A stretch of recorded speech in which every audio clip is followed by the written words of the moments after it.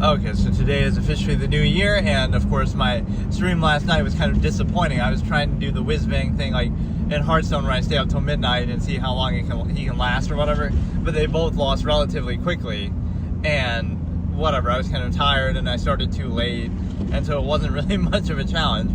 Although I guess that was an authentic result, sort of, because maybe I didn't play it perfectly, but it was kind of like, you know, it seemed like we were probably going to lose those anyway, so it's just like sometimes you can't rely on gimmick decks like that.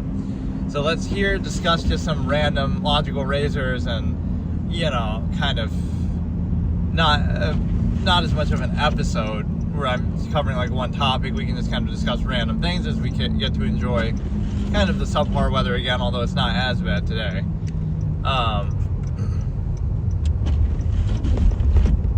There's certain spots where like it's always just bad, like a certain part of the road, and then you see accidents there over and over, like people never learn kind of a thing. But yeah, let me try to think of some, you know, every year it's the same old story. We go through the same logical razors, we face the same fallacies, and so the biggest issue is the ego identity. Basically this issue of everything is seen through the lens of the ego and the self, as in, like, nothing can be a standard. It's like, okay, let me try to give an example. Let's say somebody who just is objective and defines value by truth and results and, you know, standards. That's their perspective. So it's not about the ego, it's not about the self, it's not about, oh, look, I'm so, you know, this is how people would take it.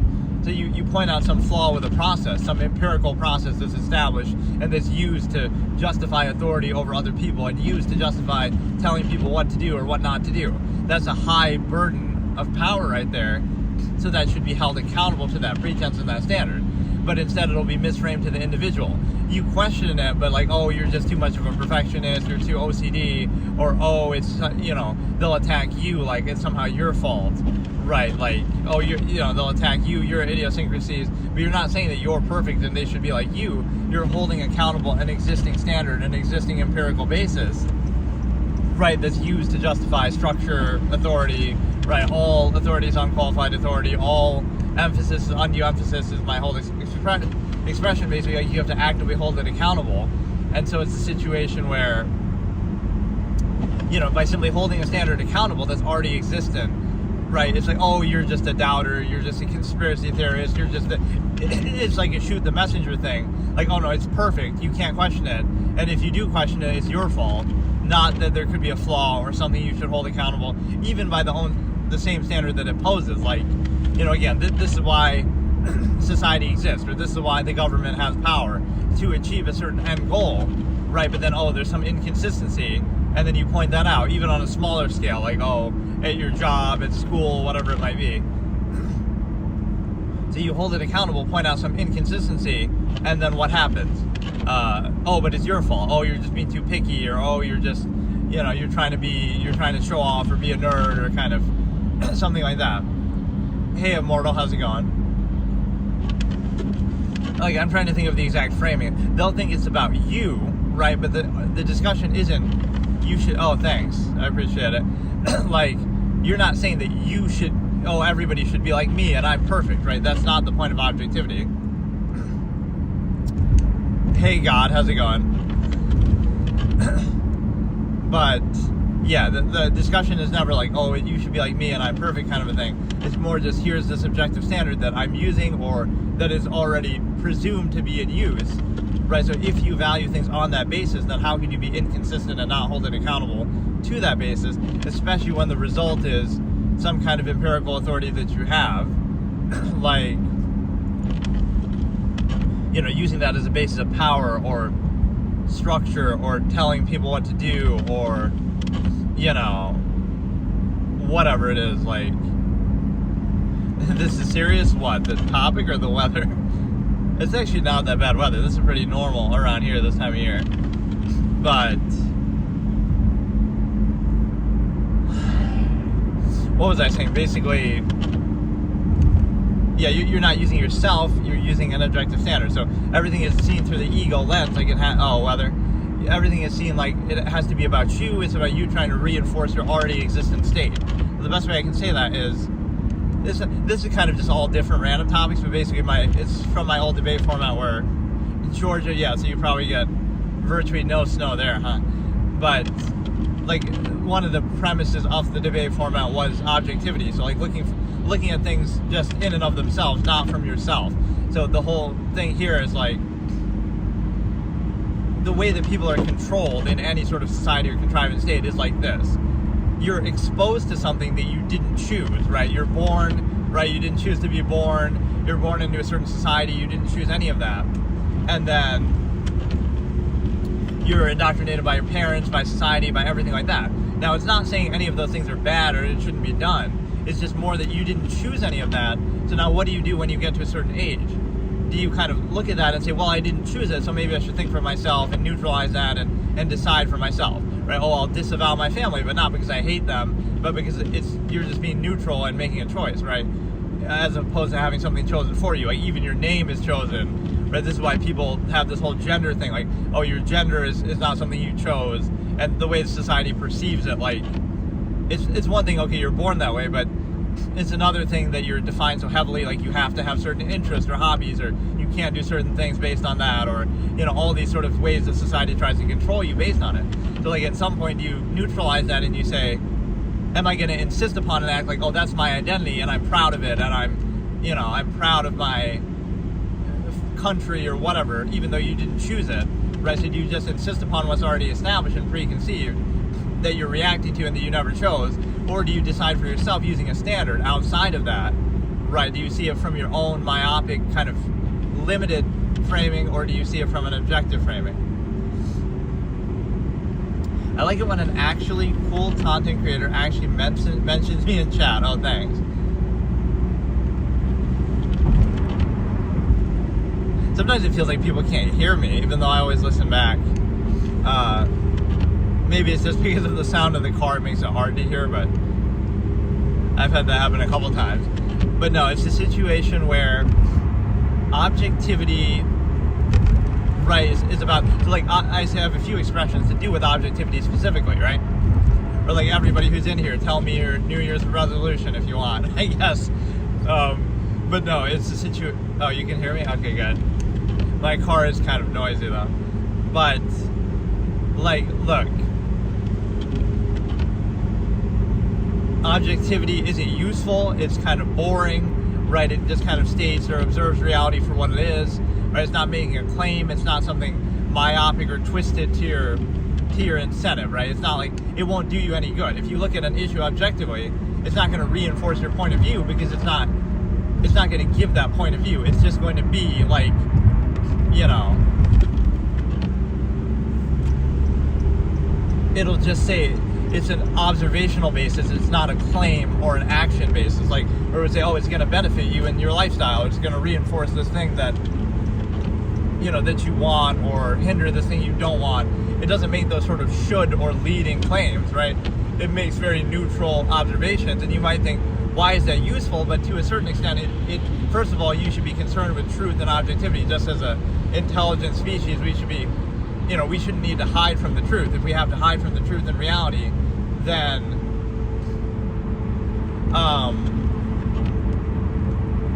right, then that shows a problem with the process. Like, oh, we can't have I always use this example, but we can't watch adult films, otherwise it'll ruin our relationship, or we can't do online internet dating, or it'll ruin our immediate environment and we won't end up with somebody locally, or we can't, hey Sebastian, Happy New Year to you too, thanks. Like, we can't have all these options or resources, otherwise it'll invalidate or desensitize us to the options that we're forced to settle for, and that we're told are so good and that we try to gratify. So that's kind of what social contrivance is. Like, you take something that's not absolute, so an inherent process, like the stimuli acme I call it, right, like sexual relations. You're in your immediate local environment, right, with, like, let's say you're in a town with 1,000 people, right, and you live there, you grew up there, whatever, right, then you meet a girlfriend there, you marry them, they're your wife, you have kids, right, you have a white picket fence. So what is love in that? Yeah, let's answer, what is that band called, Hadaway or something? let's answer that question. What is love? Well, love in that case is an irrational insistence upon the self and the ego and the nearness postulate and the non-basic self to say you're aware, like, oh, there's 8 billion people on the planet, right? You're aware that, okay, the stimuli acme is preserved in this era, like, you would be attracted to countless other people or whatever, right? It's just a basic process. So how do you specify it and limit it to only one person? You have to constantly almost convince yourself that it's an absolute to gratify your own ego to specify it and limit it. You all have to sub to this, man. Thanks, I appreciate it. So, again, it's like a trick to the self, the idea that you're trying to convince yourself it's an absolute, not because it actually is absolute, but because you have to believe that in order to limit that process, which is an objective, inherent process, right? So it's not saying what you should do with that process, right? This is how the framing would sometimes go. They would say, like, false duality. Oh, so you must be saying that people should be in open relationships, or you must be saying something bad about marriage or monogamous relationships. You don't have to be saying any of that. You're just observing it's not absolute, so it requires constant contrivance and reinforcement, which by that logic, you could make almost anything seem to be true, right? If you keep up the illusion well enough, you know, oh, you say, I love you every day, almost as if to convince yourself, or, you know, you do all these ritualistic things, you kind of do the honeymoon phase, you do kind of constant reinforcement and constant overcompensation. Again, you can do that if you want, but it just shows you the imbalance. Like, if something is true or objective or absolute or real or a sound process, it shouldn't require such a degree of constant overcompensation, right? Imbalance, undue emphasis. Again, just using animals in nature as an example, they just do what they do, right? Or even humans at an earlier point in history. Like, it's a good way to look at, even though this topic is a little different, but like, let's look at how would a relationship work back in Neanderthal times or earlier times in human history. If there is no language, you can't really socially interact, right? So like, oh, you judge them based on their personality, but there's not much personality. There's still some amount of communication, don't get me wrong, like just nonverbal and stuff, and noises and stuff, but pretend you're in that situation, right? You're born in the jungle, you live there, and there's other people living like that, right? There's no language, you don't know a language, so you can't communicate that way. So how would you define a relationship then, right? The standard would be different, right? It would be much more basic. So I don't know, it's just, again, the false absolute is very exposed by that, because you shouldn't need to do that. You need a language, so if a language didn't exist, or if everybody didn't know it, now that process just can't happen, or what? Right, so it might be our current societal expectation, but there's nothing inherent or real or objective about that. And I have this expression that I used to say, like, you know, emotion is nothing but irrational insistence upon the self. Even to best achieve that self-interest, it would behoove you not to insist upon it, right? Like, you're preconceiving. You think something because you want it to be true, not because it actually is. But then in doing that, you won't do everything necessary to make it so. Instead of realizing, no, it's not so, it's not real, it's not true, morality isn't objective, there is no God, all these kind of things, you would objectively observe, and it might seem negative, right? But it's actually positive, or at least it's practical, because now you realize, okay, we need the best laws possible, we need the best, we gotta hold everything accountable. Don't trust people, don't defer to authority, hold it accountable instead of being held accountable by it, kind of reverse it. So don't do this false absolute empirical authority, because then you realize it isn't so that you can make it that way. That's where objectivity is useful. So even to best achieve your subjective self-interest, it would behoove you to be objective about it so you can see the best way to do it, instead of just insisting upon it from a place of like, well, I want it to be true, so I'm going to believe it, but then I won't do anything about it. It leads to a state of powerlessness. Like, I could show this analogy kind of moment in a story, for example, right? You can picture it. There's like a flood happening, and this town's getting destroyed and stuff like this. And one person's praying to God and hoping everything works out. So because you believe there's a God, it's making you powerless and weak. You're just kind of sitting there as a passive observer and hoping things resolve themselves. Whereas the other one, who doesn't believe in God, they're putting rocks up, they're putting barriers up, they're they're moving to a different town, they're not living there, or they're fixing the problem, they're trying to deal with it directly, right? So it's like an ode to our powerlessness. Like, you would max out human potential and do everything you possibly could, instead of deferring to invisible authority and letting, just being weak and not reaching your potential, not exerting yourself, not self-actualizing. You just kind of sit by, and it's a form of weakness and taking power away from people, because why not do everything you possibly can, right? Instead of, I'm just going to sit there and pray and defer to some invisible authority, unqualified authority, right? That's the problem. It actually makes people weaker, and even to achieve the same end, it would be better to, let's believe in human potential and do it ourselves, right, the best we can. Realize everything is a choice. But that's when people are reduced to like a more subversive state, like, you're just in this powerless state and you feel like you can't do anything. So now we appeal to false idols like, we're just going to hope that things work themselves out, or we'll defer to God, or we'll defer to, whatever it is.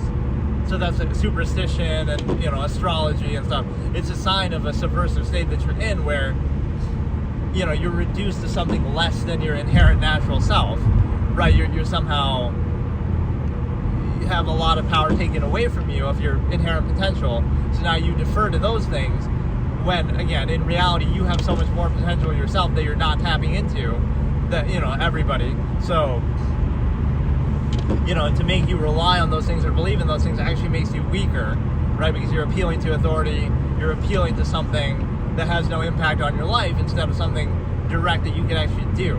So it's a way to kind of train people into a state where they don't take active action and practice all the time. And so, hey, Deadly Illusion, how's it going? Kind of like what I'm talking about, the deadly illusion of belief systems and how they take power away from people. But yeah, what other ways can I demonstrate like objectivity? That was always like my reputation. That's the funny thing. When I did that format, I did it more in the moderating capacity. Like, I'm the judge, right? I called it the court of reason. So like, I wasn't really, I would take part in debates too, don't get me wrong, but I would be more like the judge in the middle who just kind of tries to make sure that we're not using fallacies on either side, right? So I would use logical razors. I made a lot of my own terms in logical razors. It's like, it's more about that, right? Kind of balancing the topic than making a specific case, right? It doesn't matter what the argument is. You've got to just make it from a sound, logical position. So that's kind of my whole, I guess that's my natural inclination, right? Because that's what I would be known for, is just being objective, not really dug in, right? It doesn't matter what I think, or, what I think could just be the result of some, again, objective observational basis. So it's a good thing to sometimes do that, like to separate yourself from it. Don't just say it because, of course you like that thing because you grew up with it, or something like that, or, of course you're going to support this because you're a part of some group or something. Like, it kind of speaks for itself, right?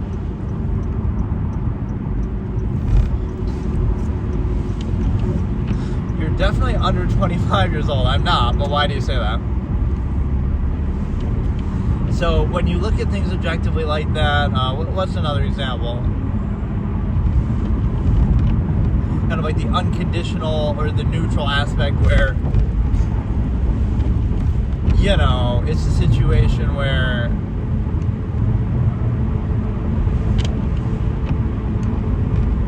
you can sort of reveal the nature of a private state this way. If you're very neutral and like you don't say anything, or you're kind of bland, right? It'll reflect back and people will project onto you. You sound like I'm 25. I don't know what that's really based on, but okay.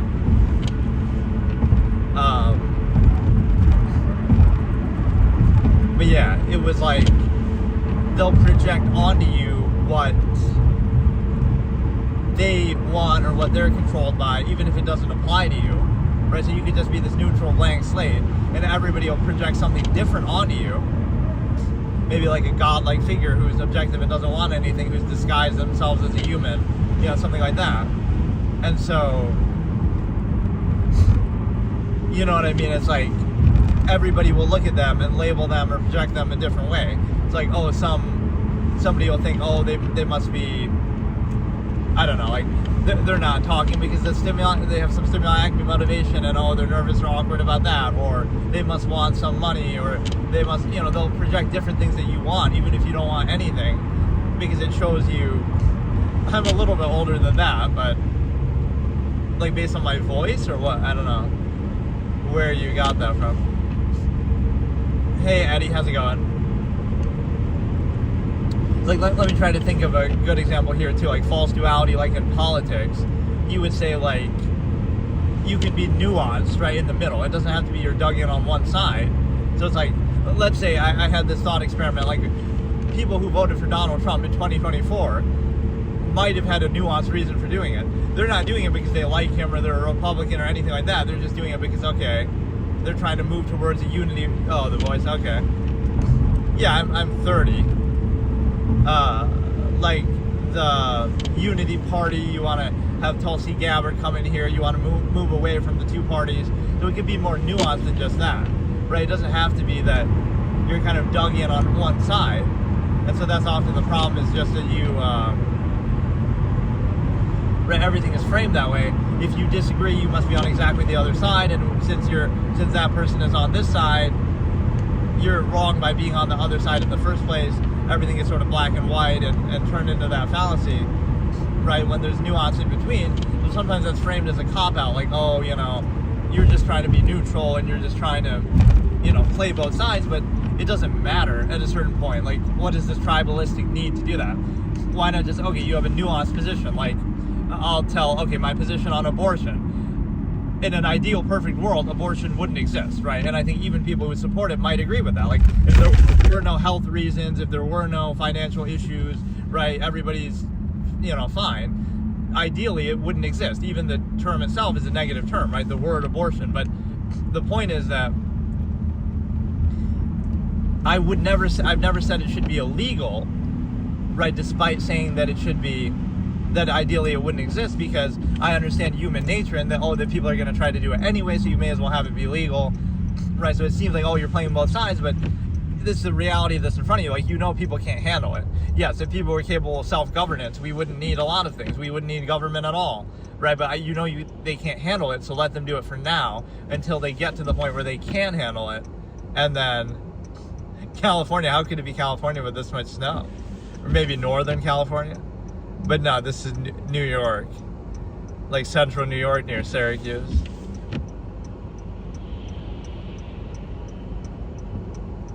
Yeah, I guess I don't think of California having snow even, but obviously it's such a big state that the northern parts will get it.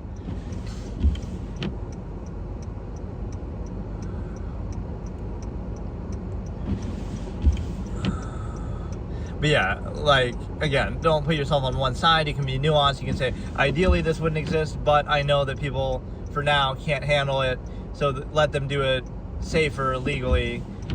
Even if the end goal is to get rid of it in the long term, you have to get people to that point where they can handle it. And even, like, stimuli acme preservation that I talk about is, like, it's a good way to prevent that, even though that's not the intention. That sounds kind of like a Faustian thing. Like, the absolutist, with this village of 100 concept and all this, it's like, well, if you can't handle yourself to not preserve the stimuli acme, meaning, like, don't have sex, don't have kids unless you vouch for the state, all that stuff I talked about, well, then you can have an abortion instead. Which I don't really want to say it like that, because that sounds kind of... But, again, it's human nature. You don't have to do any of those things if you don't want. But... Oh, thanks. I appreciate it. Is that where you're from California?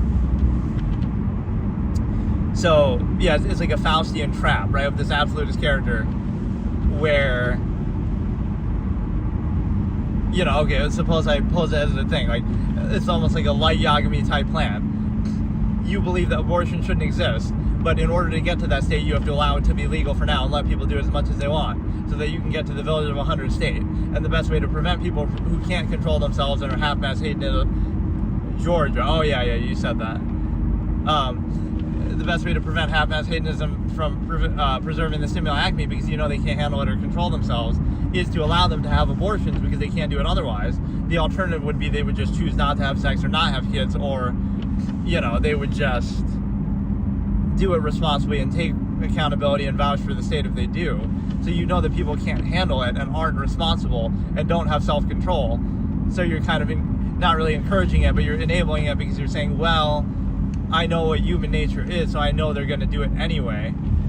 You could say the same thing kind of with drug use. Like, maybe drugs should be legal in the pharmacy and you get it, whatever, like hard drugs even, because at least then they're controlled by the state and more regulated, and it's going to be safer. You won't have to worry about what you're getting from some shady dealer. You won't have all these kids getting in trouble with it. You won't have so much law enforcement wasted on it. You won't have drug dealers getting empowered by it. How long I've been driving? Basically the length of the stream so far, like 25 minutes. So, those are always interesting arguments that ideally that could be the way. That, everything should be legal. It's just, if you misuse it, then it's not. But that's not the framing. It's kind of like a guilty until proven innocent kind of thing. Right, that it's assumed that you'll do something bad with it, so, right, that's like a gun control argument. Like, I hate to use this example, but like, you're driving a car, and a car can be very damaging. Again, we see like the Darrell Brooks trial, whatever the case may be. So if enough events like that unfortunately happen, we'd say, oh, cars should be banned because, you can cause a lot of damage with a car, right? So you're blaming the tool, but you're saying, right, you can do damage with a lot of different things. So it's the intent, it's the user, right? That's always a basic fallacy, that you can't fear the tool that somebody is using to do something bad. Probably the worst thing to talk about while you're driving, but you know what I mean? Like, the tool could be anything, right? You can't fear that. Or even like in society in general, like if you can't trust your neighbors, then society doesn't work. Like, you'll be looking around your shoulder, everybody's out to get you kind of thing. So you have to have some basic faith in that, even if that does take power away from you. So it's kind of a compromise of being aware of human nature, but also pretending like it doesn't exist, right? It's always like a base contradiction. The way that I say it is like, in day-to-day life, oh, people are so good, or we like believe in the goodness of people, but you obviously don't believe in the goodness of people. Otherwise we wouldn't need to raise our children, indoctrinate them a certain way. We wouldn't need to have laws. We wouldn't need to have, courts, government, police. We wouldn't need to have all these rules. We wouldn't need, locks on our doors, right? So we pretend like people are good, but we acknowledge in observable practice that they're not, or that we don't think they are, right? Because again, okay, people are inherently good, fine. So let's get rid of all those things and we can be fully free and uninhibited, and you can't tell anybody what to do or what not to do, because we're all just good, right? And then if one bad person comes along, they're the exception. But the assumption of society and contrivance is, oh no, everybody's bad by our own subjective standard. That's why we have all those things in place.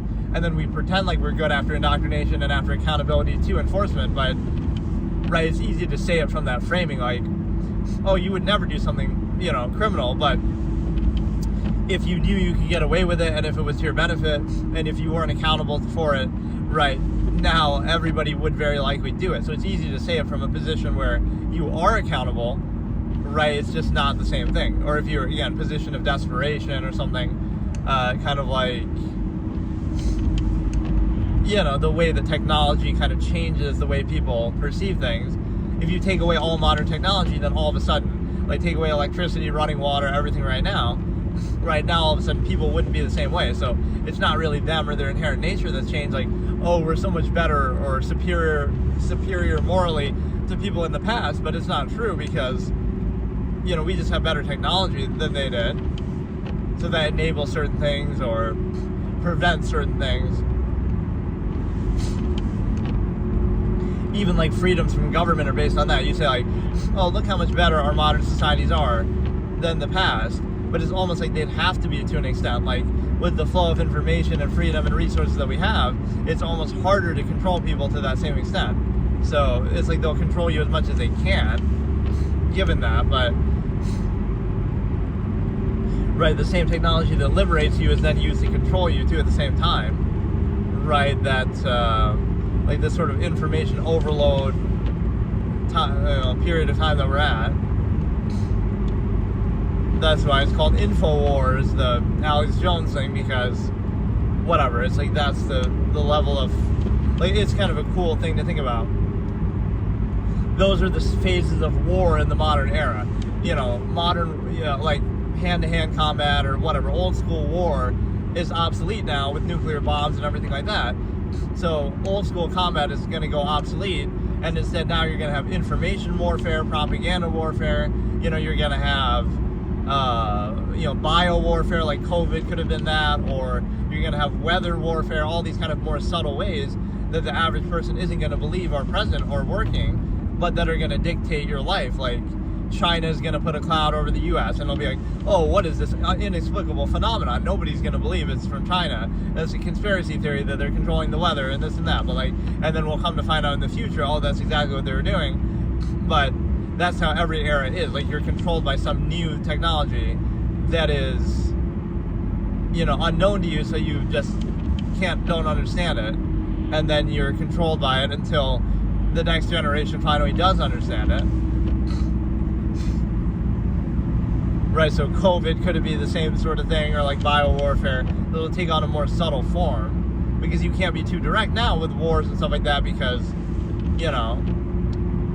the threat of nuclear bombs and stuff like that is obviously an equalizing factor. And then, like the information warfare is a big thing, propaganda, everything like that.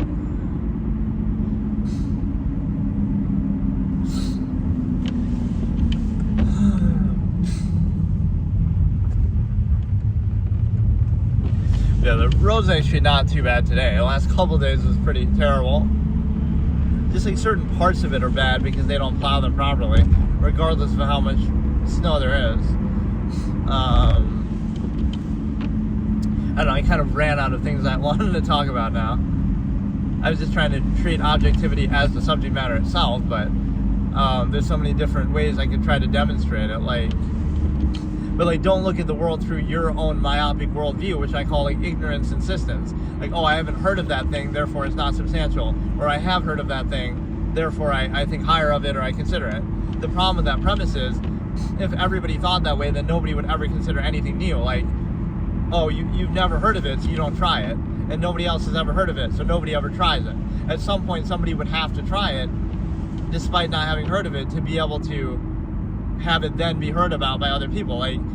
So if everyone treats it like that, oh, I've never done it before, so I'm not going to do it, but then nobody would ever do it for the first time. So it's like the power of preconceived notion. You have this bot generated video where oh, it has 1 million views and thousands of likes and a bunch of bot generated comments. If people believe that and that illusion stands, then people are more likely to watch and like that video just because of that. It could be the same exact video, right? You could do this as a thought experiment. You have the same exact video, one with 0 views, and one with a million views and thousands of likes, and maybe some bot comments, whatever.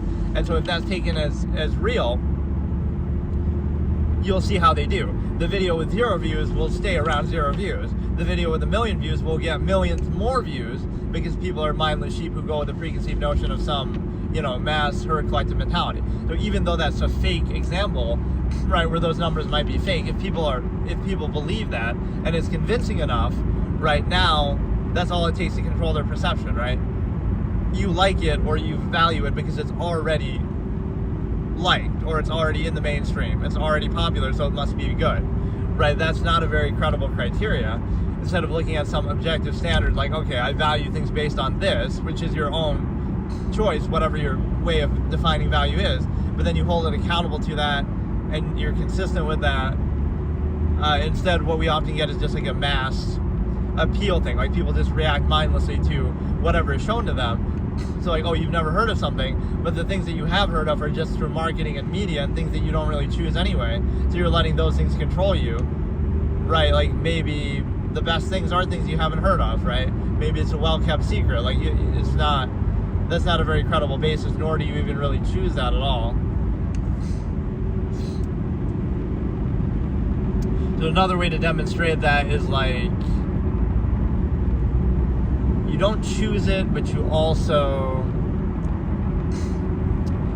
there's one other part to that topic. Let me think.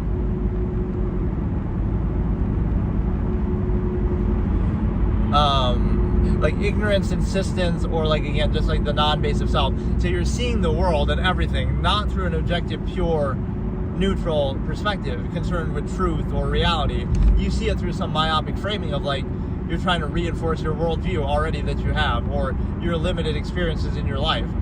So you're taking all of reality and reducing it to yourself, right? Making it about you, whatever you need to reinforce the state that you're currently in, however you need to see things to do that, whatever experiences you've had in the past that you're placing undue emphasis on, whatever, like we were just talking about, whether you've heard of something or not, that you're kind of judging reality by your ignorant, limited, myopic perception. And again, not you specifically, like everybody is like that. Everyone's knowledge of the universe is like, and everything that exists, and human, whatever, technology, collective, like the individual person knows only a small fraction of a fraction of what humanity as a collective knows in its entire history and together, right? And then even that human collective is only a fraction of all that we could potentially learn about the universe. So like, you have such a small fraction of it, but instead you indignantly insist upon it, and you're egotistical about it, and you're proud of it, and you're kind of loud and emotional about it, kind of a thing. Like, you take pride in it, not because it is a valid basis, but because that's the only way that you can value it, right? You have to do those things because otherwise you realize it's just arbitrary. You value that just because you were exposed to it and you didn't even choose it, and you're just reacting to what's in front of you, right? That you experienced when you were young, that you are exposed to by society, by media. So like, that is the great realization of what I call self-actualizing from an inherent base state, which basically just means neutralize all the influences in your youth and your life that you didn't choose, and then now decide for yourself what you want to do or what you value, instead of just your whole life being defined by them and insisting upon them, right? Like, you can trace everything back. The only reason why you like this hobby or this thing is because you were exposed to it in your childhood. And you might say, oh, but you like that compared to other things, but if you had been exposed to something else, you might have liked that instead. So it's not really, again, it doesn't mean it's a bad thing, but it means like maybe you should choose it for yourself. Because when you think about it like that, then you might not want it as much anymore, or you might not like it. You'll realize, oh, I only like it because of this, because I didn't choose it and I happen to be exposed to it. And so it's arbitrary, it's interchangeable. If you hadn't been exposed to it, you wouldn't have liked it. Or if you'd been exposed to something else, you would, right? So it's not really any standard of value that you're using yourself. So it's a hard thing for people to realize. For example, I'll even say it here. On this channel, I post a clip every couple days, right? And lately, some of them have been about basketball, and I kind of have discussed, that over the years a little bit. In my old debate format, I did like the 1 week as a sports podcaster as kind of like a joke. The point is, why do I like that as opposed to other sports or at all, right? It's just a random stupid thing. Why would I like it? And I don't really even watch it either, but I just know a lot about it and I've kind of discussed it. But because, I was exposed to it when I was younger, because, your parents watching it, it's always on the TV in the background, right? That would be the reason. So it's not something that you chose, right? You were exposed to it in your youth and then you kind of clung to it and stuck to it. So there's no actual basis of value there.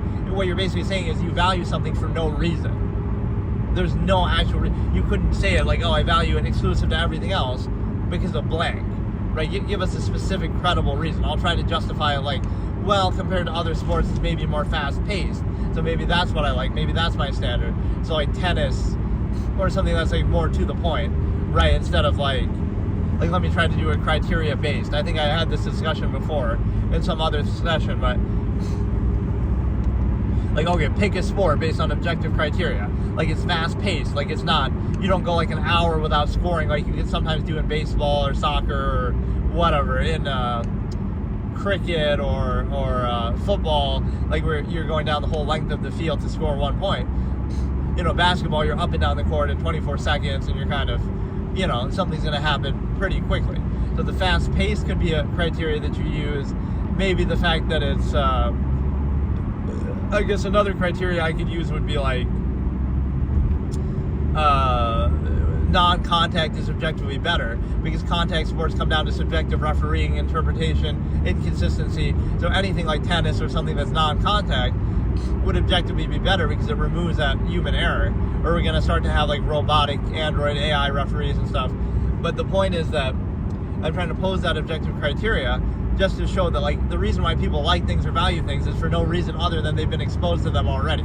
There's no actual standard, so it's arbitrary, right? You're nothing more than a husk of ignorance and non-choice reaction that you're insisting upon of whatever you've had shoved down your throat, whatever you experienced when you were younger, whatever's prevalently prevalently exposed to in society, right? It's not actually any credible basis or standard that you have at all. And so it doesn't mean it's a bad thing. It just means, like, do you want to choose that for yourself? Do you want to have an actual standard, or do you want to just insist upon it? Insist upon things you didn't choose that don't have any special value, that you just are doing in some experiential way, right? So again, if you were born in the 1900s, your hobbies would be whatever was prevalent then. Or if you were born in a different country, you would value that country and its traditions. So it's like this fallacy of pride that people take in non-choice reaction. So, for example, again, you live in a nation surrounded by the water, and you take pride in your seafood. Like, oh, we love seafood, and we have all this cuisine related to it. It doesn't mean that's a bad thing, but it shows you kind of the shallowness of that. Like, you only value seafood and it's only part of your culture. Why? Not because of some choice you made that you should be so proud of. It's because, oh, that happened to be what was in the environment, and so you made the most of it. So you're just, again, the nearness postulate, you're defining value by what is around you and what you're exposed to, which is fine. Again, there's nothing wrong with it, but then to take too much pride in it is a little bit odd, because it's like, well, you're taking pride in something you didn't choose that's only that way because, you know, of the ancestors' reliance on it. So you'll have these endless wars and endless arguments and stuff, people getting offended.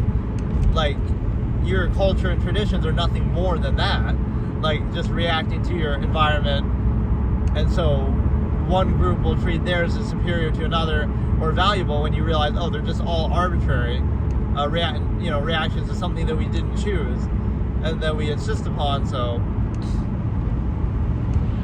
that definitely is questionable, because right, it's not a very credible basis. So it's arbitrary. So it doesn't mean, oh, don't value it. It just means if you value it, it doesn't really go anywhere, because it could just as easily be anything else, because it's not based on any actual standard that you're using.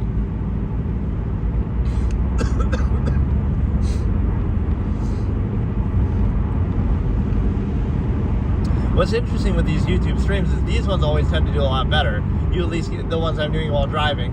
You always get like an influx of viewers, like these little algorithmic bumps, which I appreciate. But compared to, I think it's because people just kind of scroll through, right? They'll be scrolling through on their feed and they'll just see random people who happen to be live. But, the thing is that when I'm doing the gaming streams, which I've only done like 3 of them, to be fair, the Skyrim Christmas special, the Hearthstone day after, and then Hearthstone yesterday, and those don't seem to have gotten the same sort of bumps there, or maybe I'm just not paying as much attention to it then. But yeah, this somehow seems to benefit more from, maybe because it's in like the shorts form, it's in like the vertical resolution, right, whereas that's like a normal thing, like like you're streaming on your computer. So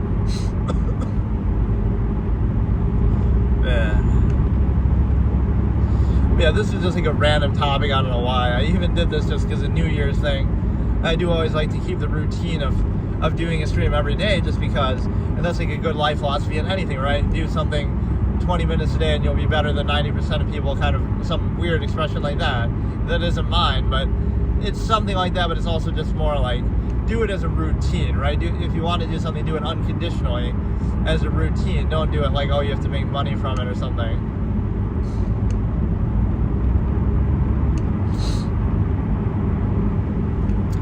But yeah, this is just a random thing, not even like a proper episode.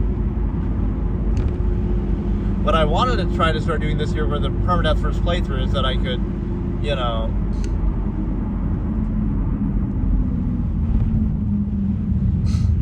of like new games as they come out, but I don't know if I'm gonna have the time for that, really. Right, or like if I did it how I did at the end of maybe 2024, it was like I would do the first episode and then I would never continue it, basically.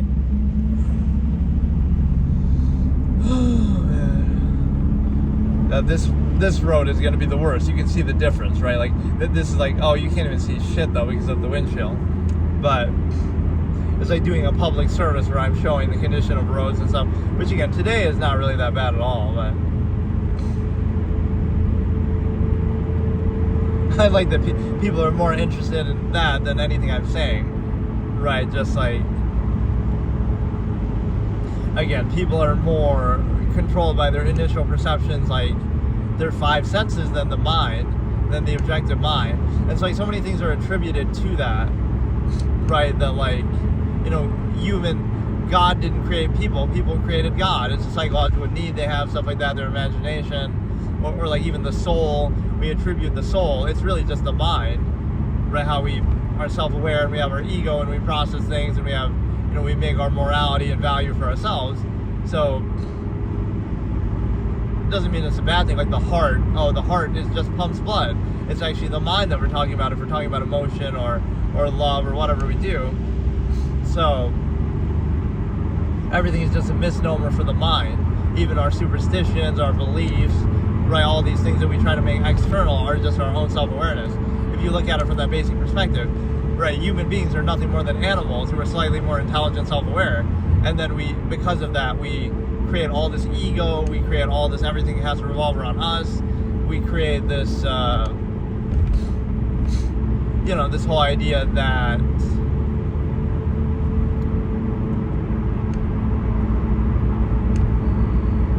everything revolves around us, and it's kind of like,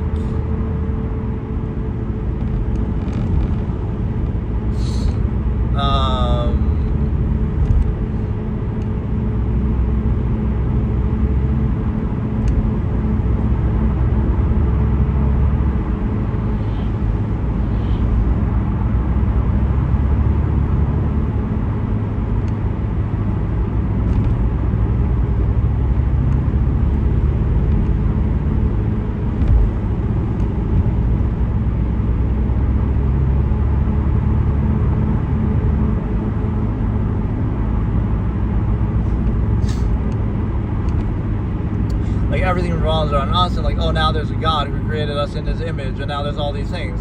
You don't see that as a little bit egotistical? That like, what about animals? Did they believe the same thing, that they were created in God's image, or something? Like, why just us, right? Because we're so egotistical and self-aware that we think we're special, and in a certain sense we are special, that we, you know, and actually this is like a commentary on society. Like, society doesn't exist to have the highest standard, or to have you reach your potential, or do something, you know, like that. It exists, first of all, to a lowest common denominator mass collective, right? Everything mass produced suffers inequality for it. It's to create like a uniform, mediocre state, right? Normalcy is mediocrity, right? So it exists to inhibit and limit you and control you that way, first and foremost, and then if you can do something else within that context or despite that, fine. But right, the goal, if it is not to enable you or to get the best possible result, is to control you first and foremost, and to sort of inhibit and hold you back, and then use that as a basis, like, oh, look how much you rely on us because we hold you back from your potential, right? Like, if we didn't hold you back, then you wouldn't need us as much. But, you know, so it's like a self-fulfilling fallacy. And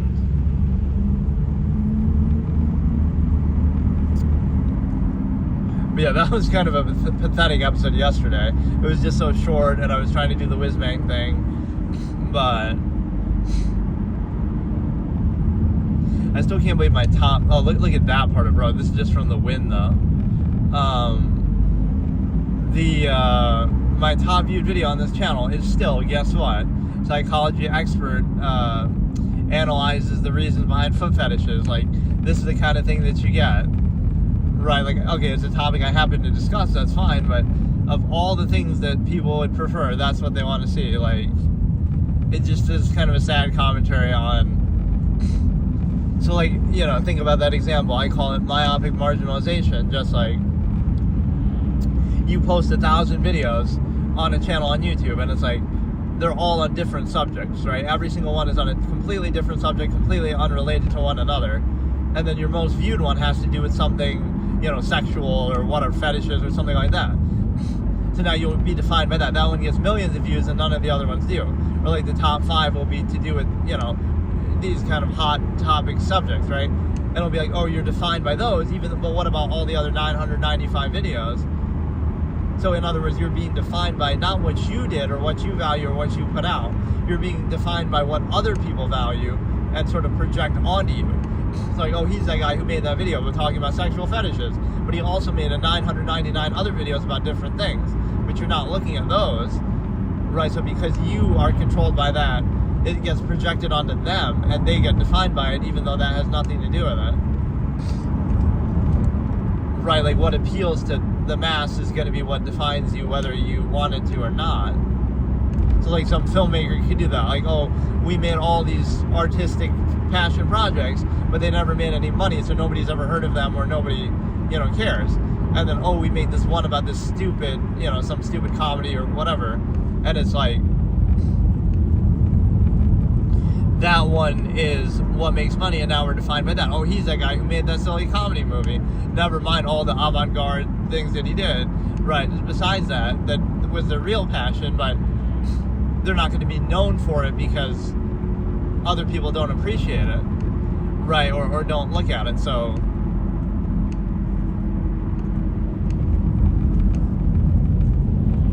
man, these little patches of road are so bad. It goes from clear to totally fucked up. One section.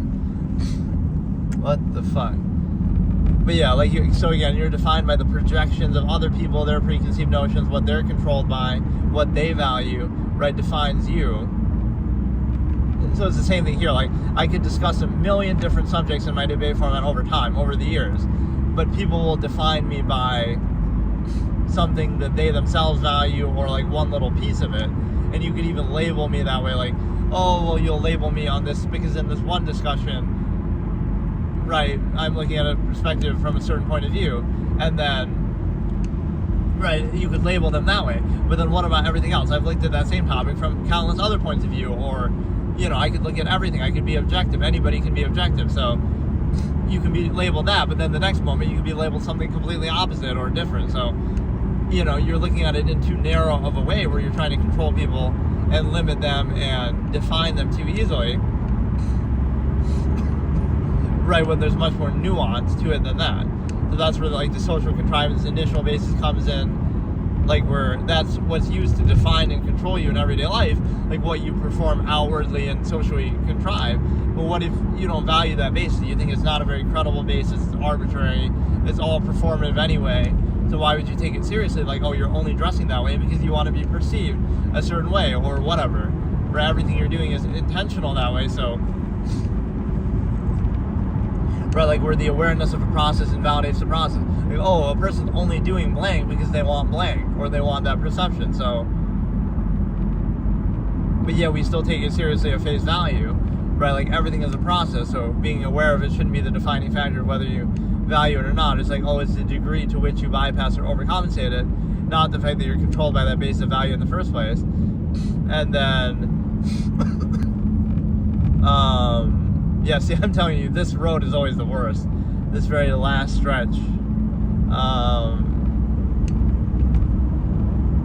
And yeah, that windshield just doesn't stay very clean. I could just go to a car wash and still like that. It could be raining and still like that.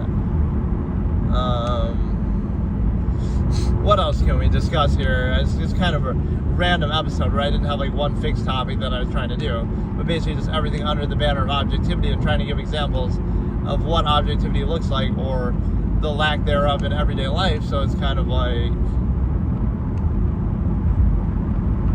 right, you wouldn't take that social contrivance basis very credible, or you wouldn't treat it as very credible. It's just like very arbitrary, very reactionary. Or like, here's a good example of how an absolutist would perceive society. It's like, oh, whatever would you do without the benefits of society, supposedly. Well, but again, what would you do without its limits? You could live in the wild, you could, nature is free to everybody kind of thing. So it's like, it's a real need of society and contrivance, not a need of you. Like, oh, you relied on something. It's like, what would be the alternative? You just wouldn't be a part of it, or you would dismantle it somehow, or you would be somehow seen as a threat to it. Like, you wouldn't tolerate the contrivance state.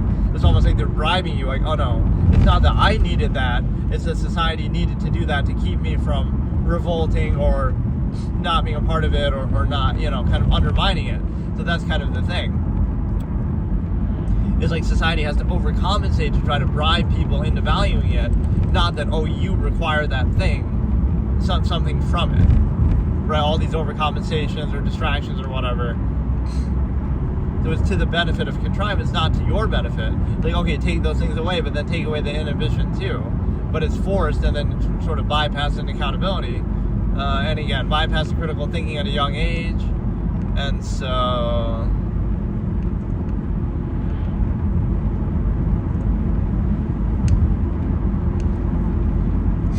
right, that's always a dubious thing, because that could be the same thing done in dictatorships and stuff, like, oh, let's get them while they're young, let's indoctrinate them while they're young. But that's how all societies operate, to a degree. Not always, you know, that you're beholden to the government, but like some, whatever it is, like you're indoctrinated when you're young. Why should that be necessary if what is being done is your natural state or the right thing to do? You shouldn't need to take advantage of the fact that somebody's young and condition them and threaten to starve them out and use that, you know, as a tool to control them. You know, using zero-sum means you should be able to look at it rationally and objectively and then come to the same conclusion, but then people wouldn't do that. So there's like this gratification barrier, like you take gratification from subverting your inherent natural state, which is sort of half-assed and arbitrary. That's where amalgam theory comes in. If you, like you value other people, but you just do it in your local environment, dependent over extended pretense, non-invasive self. So you're not really valuing other people like everybody around the world. You'll help some old lady across the street because she's in front of you, or you'll socially overcompensate, interact, but you won't value people who you know are starving halfway across the world. So that's kind of like the fake value of other people, just for a dependent overextended pretense and a nearness postulate, non-invasive self, right? Your immediate local environment, what's nearest to you. And so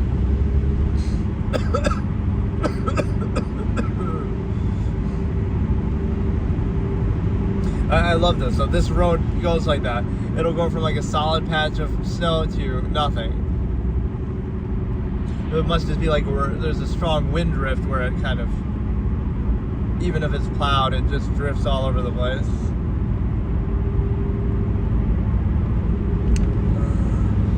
But yeah, like this is always my fallback. If I don't have time to actually do anything like on my computer, then I'll just do these kind of sessions, right? Which is convenient to do. But again, if my sort of ongoing series could be that Chess Up 2 series, where I have the Chess Up 2 board and I'm just playing like random people online, right on there, like the physical board in real life with my camera. But that could be one series that I continue. Then I can do a little mini series on Hearthstone, some of these other gimmick decks. Then I could do one on the new game, Permadeath First Playthroughs, and then I could also do something else, like maybe other stuff with my webcam, just like showing certain things off that I get. But there's so many things I could do with that. Like I could just do a writing stream, except instead of typing, I can like physically write it out, or you know, I could always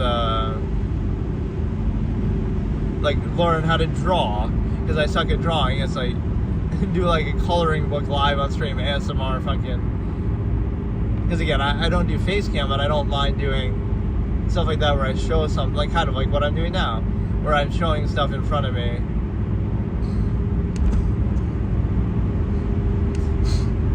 The only bad thing with these is they're only in 720p, which might not matter that much if you even notice, but I can't quite do it in 1080, or it does sometimes crash, or it won't even start, so that makes a big difference, I guess, 720 to 1080. Right, so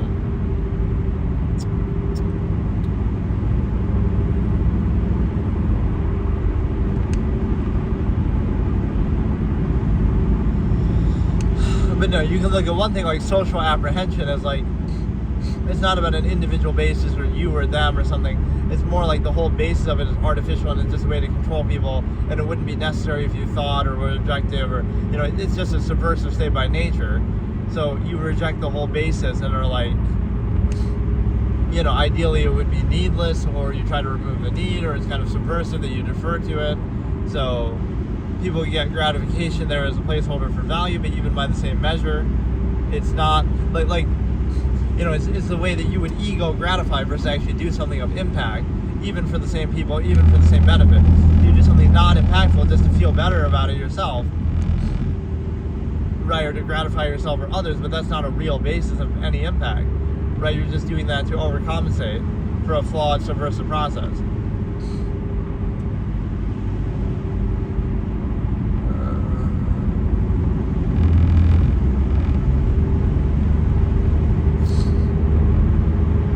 But that's almost one challenge that I wanted to do. Like, let me go out in nature, or like let me real life break the invisible wall format. Right, so I'm breaking the invisible walls of society in real life. How far can I go in a random direction before I get caught or stopped by somebody? Like, I'll just walk.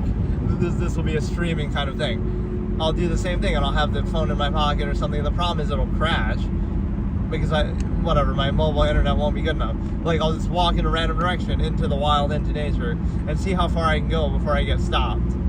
Whether it be by going on somebody's property, or whether it be by, so like that would be the format. Breaking society's invisible walls until I get stopped.